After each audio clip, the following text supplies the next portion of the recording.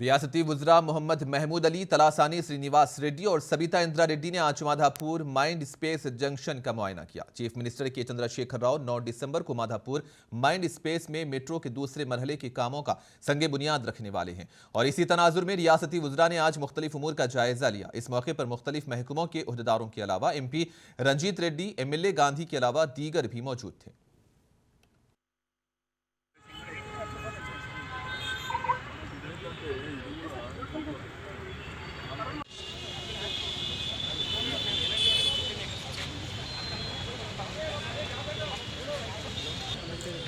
చూసాము first photo బాగా నీట్గా వచ్చింది।